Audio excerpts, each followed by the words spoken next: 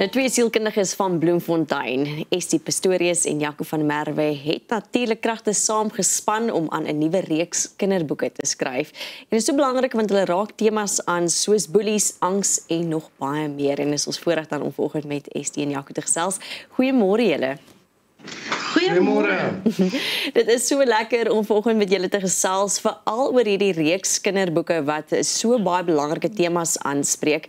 Estie, vertel vir ons van die inspirasie daar agter, waar dit begin. Weet jy, omdat ek al jare in praktyk is, het ek agtergekom dat as ek met kinders werk, daar nie so 'n bewustheid oor die wêreld is van kinders se sielkundige probleme as wat daar byvoorbeeld is vir tieners en volwassenes nie. En dit was ons inspirasie om 'n reeks kinderboeke te begin wat kinders help met sielkundige ek wil amper sê uitdagings en hulle te leer hoe om dit te hanteer. Nou Jaco, jy is nie net 'n illustreerder wat die prentjies in die boek geteken het nie. Ek sien buiten jou M in kliniese sielkunde het jy honneurs in drama en teater en 'n nagraadse onderwys sertifikaat. Wat het gemaak dat jy soveel tyd in hierdie boek wou investeer? Dit gaan vir my bloot oor 'n kombinasie van al my, ek wil amper sê skills.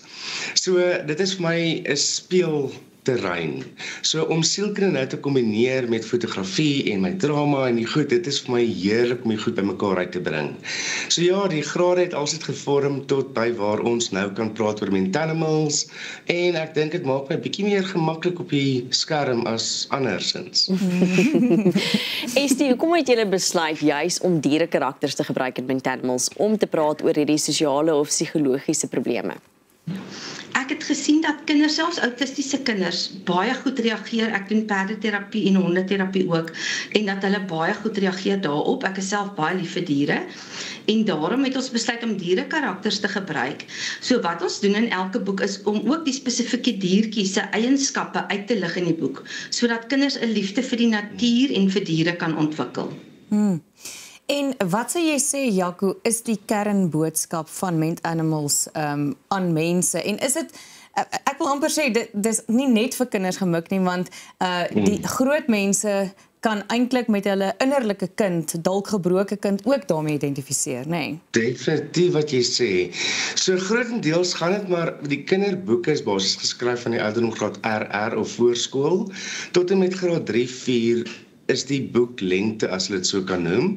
Maar dit gaan grootendeels maar oor sielkundige probleme wat vroeg aangespreek kan word, wat dan eventually lei tot grootmensprobleme, soos angs en depressie. En ek dink as ons hulle sê altyd buig die boompie terwyl hy jonk is. En definitief gaan die inner child geheal word. En dan moet ons onthou daar's baie advies vir onderwysers en ouers hoe om die goedjies te benader en aan te spreek. So dit is gemik op die klein kindertjies, hoe om hulle te akkommodeer en te assisteer. Jaco, waarop fokus die eerste 3 boeke en hoe bou hulle op mekaar voort? Yes. So die eerste boek praat ons van Scratch, die angstige krimpvarkie, en hy is angstig vir elke liewe dingetjie in die lewe, van die donker dwarsdeur tot by hoogtes, en ons leer kinders dan hoe om vaardighede te gebruik om rustig angs te kan beheer. Die tweede boekie, dink ek, het meer te doen met my.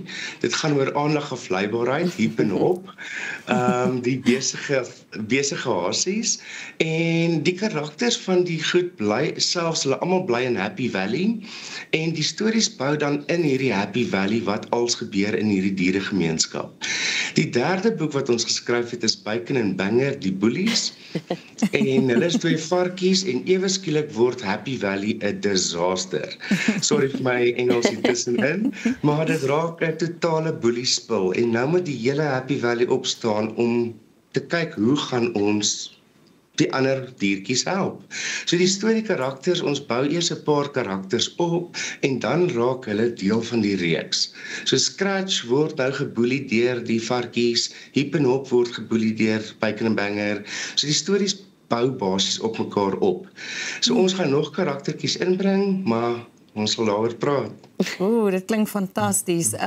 Dit is so wonderlik dat julle boeliegedrag aanspreek, want dit is so 'n groot issue en nie eens ons as ouers weet altyd wat om te leer vir ons kinders daaroor nie. Estie, wat leer Bacon en Banger vir die kinders en vir die ouers oor boeliegedrag?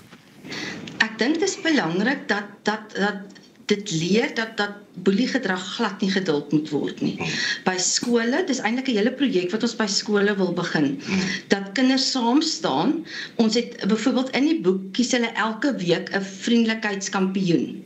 So dis die kind met die meeste empatie en ons wil hê dat hulle dit by skole moet begin doen en dat hierdie groep van vriendelikheidskampioene al groter word by die skool, dat hierdie kinders byvoorbeeld ekstra voorregte kry. In plaas van om net boeliegedrag te straf, bou ons eerder empatie by die kinders op. Maar dan is daar waardevolle inligting vir die ouers en die onderwysers, soos byvoorbeeld dat die ouers die kind moet glo as daar so 'n storie is en vir die kind moet beklei. Jou kind is te klein om self hierdie by die skool aan te spreek. Ek is mal daaroor dat jy sê dat daar so 'n kampioen is en dit is so mooi want dit wys ook net ons almal dis iets om na te streef eerder as net om te straf. Jaco, wat dink jy maak hierdie boeke soveel anders as ander kinderboeke? Ek dink die sielkundige komponent maak dit meer uniek. En dit is nie net 'n gewone storie nie, dit het regtig ons brei uit oor die karakter self, oor die diere, bietjie aandag fokus op wat elke diertjie doen, hulle sterkpunte. So ons bring die diere in as ook dan die sielkundige komponent. So hoe die diertjies gaan reageer. So ek dink dit is net basies 'n vaardigheid wat geleer kan word, eerder as net 'n gewone storie van whatever. So ja, dit is my 'n goeie deurbraak en ons bring die sielkunde na kinders toe. Nie alle mense het die geleentheid om sielkundiges te sien of te hanteer of te kan wat ook al te kom benader nie, maar die boekies gee die geleentheid om letterlik net te verbind aan probleme wat moontlik aangespreek kan word. Ja. Ek sien buite in jou en sielkunde het jy ook 'n graad in musiek en jy kombineer diere en musiek in jou terapie met kinders. Jou hele lewe gaan ook daaroor en ook oor die gebroke kind en groot mense. Ek sou so graag daaroor ook wou praat. Maar vertel dan vir ons net oor die groter projek van hierdie boek ook. Hoe die publiek kan betrokke raak en daar's kursusse my ook buite in die boeke wat 'n mens kan neem. Ons doen maandeliks doen ek en Jaco 'n podcast oor geestesgesondheid wat op ons Mentanibles YouTube kanaal is. So maandeliks word verskillende aspekte aangespreek. So ons wil regtig uitgaan en help waar daar nie hulp is nie. Die ideaal is dat die skole hierdie boekies kan besit.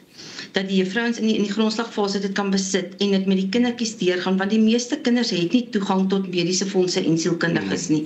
So ons wil regtig help. Dit is waaroor die hele projek gaan. Jaco, net so vinnig, waar is die boeke beskikbaar?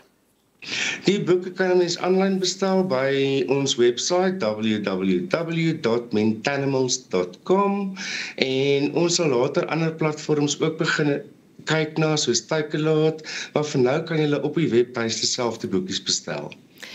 Jaco en Essie, dit was so groot voorreg om vanoggend met julle te gesels. Baie dankie vir die wonderlike reeks boeke waarmee julle besig is en ook die temas aan te spreek wat so belangrik is. Dankie vir julle tyd vanoggend. Baie dankie julle. Dit is dan twee wonderlike sielkundiges, Jaco en Essie natuurlik met die Mentanimals projek ook waarmee julle besig is en die boeke wat jy kan kry. Bly net daar wees, net hierna gesels ons met Franja Du Plessis.